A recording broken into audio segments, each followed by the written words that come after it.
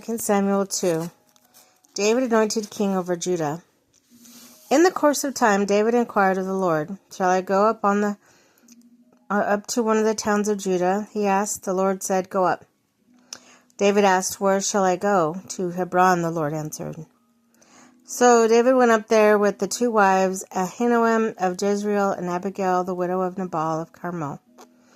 David also took the men who were with him, each with his family, and they settled in Hebron and its towns. When the men of Judah came to Hebron, and there they anointed David king over the tribe of Judah. When David was told that it was the men from Jabesh Gilead who had buried Saul, he sent messengers to them, saying to them, "The Lord bless you for showing the kindness to Saul your master by burying him. May the Lord now show you kindness and faithfulness, and I too will show you the same favor because you have done this. Now then, be strong and brave, for Saul your master is dead, and the people of Judah have anointed me king over them." War between houses of David and Saul. Meanwhile, Abner, son of Ner, the commander of Saul's army, had taken Ishbosheth, son of Saul, and brought him over to Mahanaim. He made him king over Gilead, Ashuri, and Jezreel, and also over Ephraim, Benjamin, and all Israel.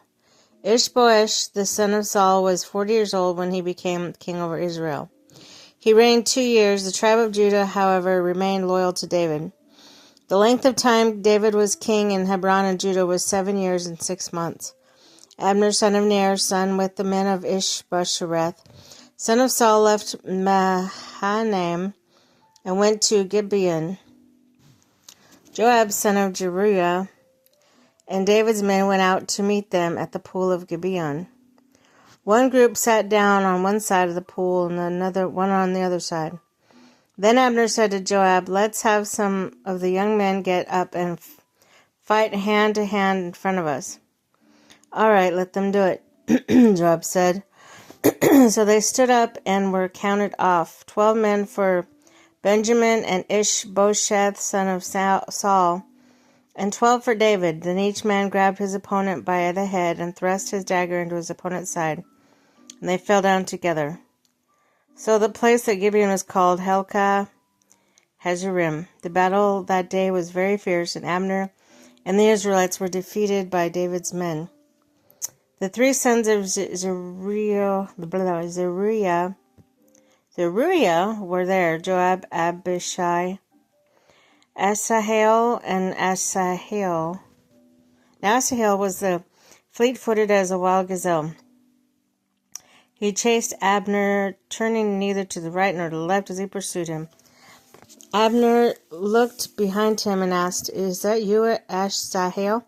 "It is," he answered. And Abner said to him, "Turn aside to the right or left, take one of the young men, strip him of his weapons." But Asahel would not stop chasing him. Again Abner warned, "Asahel, stop chasing me. Why should I strike you down? How could I look your brother Joab in the face?" But Asahel refused to give up in pursuit. So Abner thrust the butt of his spear into Asahel's stomach, and the spear came out through his back.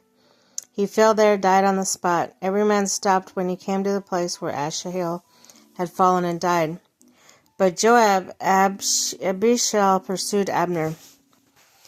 And as the sun was setting, they came to the hill of Ammah, near Giah, on the way to the wasteland of Gibeon.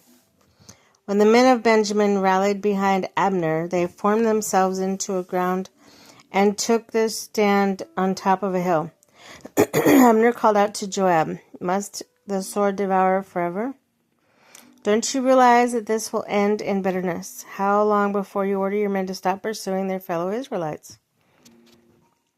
Joab answered, "As surely as God lives, if you had not spoken, the men would have continued pursuing them until morning." So Joab blew the trumpet, and the troops came to a halt, and they no longer pursued Israel, nor did they fight any more. All that night Abner and his men marched through Arabah. They crossed the Jordan, continued through the morning hours, and came to Mahanaim. Then Joab stopped pursuing Abner and assembled the whole army. Besides Asahel, 19 David's men were found missing. But David's men had killed 360 Benjamites who were with Abner. They took Asahel, burned and buried him with his father's tomb at Bethlehem. Then Joab and his men marched all night and arrived at Hebron by daybreak.